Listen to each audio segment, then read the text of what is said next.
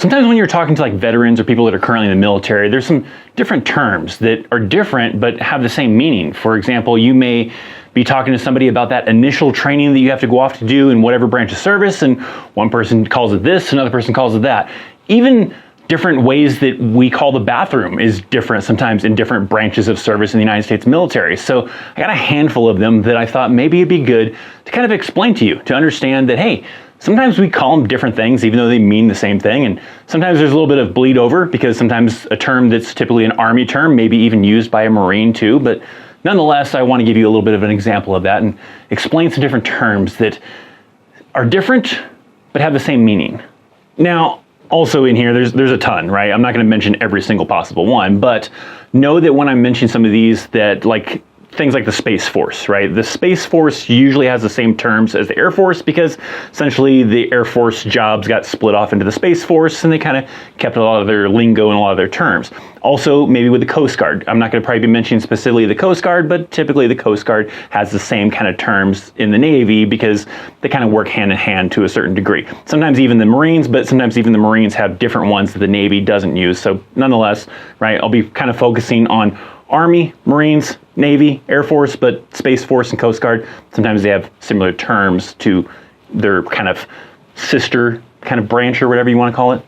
Let's start off with initial training. This is the training you have to go off to get ready for that branch of service, right? Whip you into shape, do some fitness tests, do some weapons qualification, do all the basic stuff that you have to do.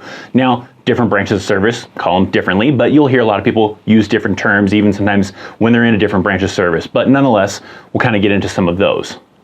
Because one term you hear a lot is boot camp, right? Boot camp technically is a Navy and Marine term. So the Marines, the Navy, they call it boot camp. Air Force, pretty close to what the Army does, but they use basic military training, otherwise known as BMT, and then the Army will call it basic combat training, sometimes basic training just for short. But also with the Army, you may hear some individuals call it OSIT. OSIT is slightly different. It basically, like if you're someone like my old MOS, I was a truck driver, I was an 88 mic, and I went to basic training, and then after I completed basic combat training, I went off to AIT, which is advanced individual training, to learn how to do my job, where for certain jobs in the Army, like infantry, military police, and certain other individuals, they do what is called OSIT, and that just basically is like the first phase is like basic training, and then they have like an AIT phase, and it's just all rolled into one, and they call it OSIT. But you'll also hear a lot of people that even though they're going to OSIT, they'll still call it basic training. There's a place usually where a service member is stationed at where they can go get something to eat. Typically this is where like the single soldiers go to eat, but married people can go there and eat too. They just have to probably pay a little bit of fee, but nonetheless, that location has different terms depending on the branch of service. The Army and the Marines typically call it the chow hall, or they'll call it the DFAC, which DFAC is technically short for dining facility, so that's typically what those individuals will call it. Now, the Navy, I've heard them, they call it the galley, so that's where they go for their single soldiers. And then for the Air Force, they just typically call it room service because they have somebody that brings them food to them. I'm just kidding, I'm just messing with the Air Force people. They call it the dining hall. So the dining hall is typically what the Air Force may call it. Now, also for single service members, they typically have a place to live, a living quarters of some sort, where they can stay on that installation, because married soldiers or married service members, rather, they have a place off base or on base for like their families. So what is that location called for those single individuals having on-post living quarters? By the way, I keep on saying post because, of course, I'm an Army veteran, but that's what we usually typically call it, or installation, but some places may call that base. That's a whole nother one, but we're focusing right now on the living quarters. So the living quarters for Army and for Marines, typically the barracks, right? A pretty common one that they'll use, where other branches may use something different. Apparently the Navy uses a term called berthing. I have actually never heard that, so for those of you that maybe are Navy veterans or currently in the Navy, let me know in the comment section down below if that's an old, outdated term or something that's rarely used and you guys call it something else, or if that's correct. I don't know, but berthing apparently is what I saw that the Navy may call their living quarters for single individuals. But then for the Air Force, a little bit more kind of college-y, but they call them dorms. So they have dorms rather than barracks, rather than berthing. So different terms, means the same thing. These are the living quarters.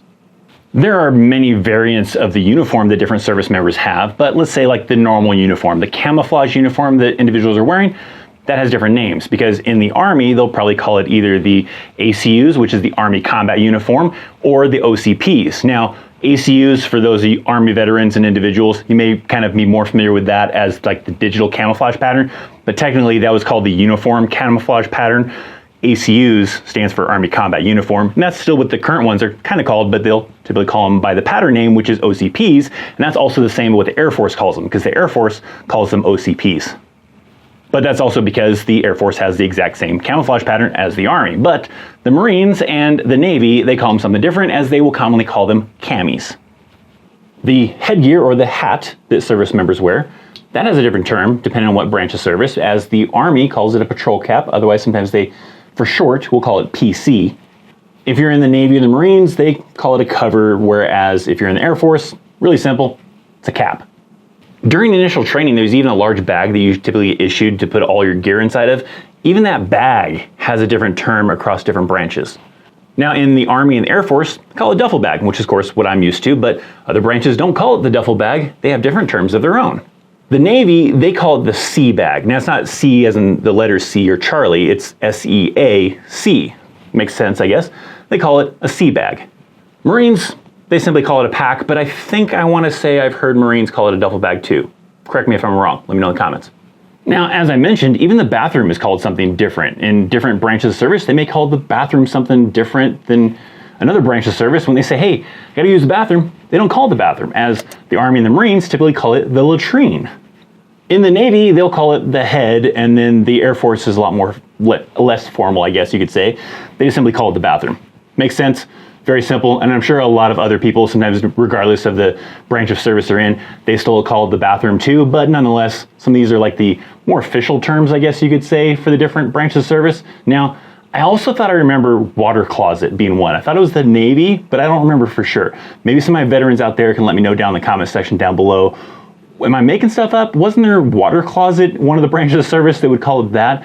But nonetheless, I'm sure there's a ton more of things where this word means the same thing as it does in this word for this branch of service, and you can think of a ton. I want to hear about some of them down in the comment section down below. I love to read them. I'm sure some of my viewers would love to read about them, so comment down below. And of course, if you would like to support the channel, there's a lot of ways you can do so. You can become a member on the channel, you get some extra perks. You can buy some merch from my website. You can give a super thanks, all sorts of fun stuff. You can also do the free way, which I greatly appreciate. Like the video, leave a comment, make sure you're subscribed. Maybe even share this video with a friend to let them enjoy the glories of the different terms that we have in the military, even though they mean the same thing. But nonetheless, thank you so much for hanging out. Thank you for watching. I'm Christopher Chaos, and I'll see you next time. See ya.